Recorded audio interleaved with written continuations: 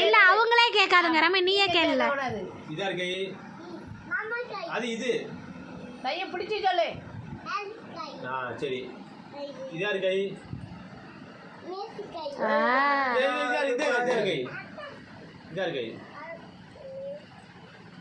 நல்ல தடை பாரு. அரிசி கையா இதா கை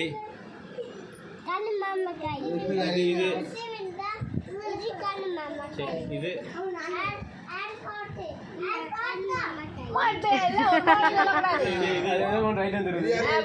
வேற வேற சொல்லணும். கண்ணம்மா கை தடை பாரு, தடை பாரு.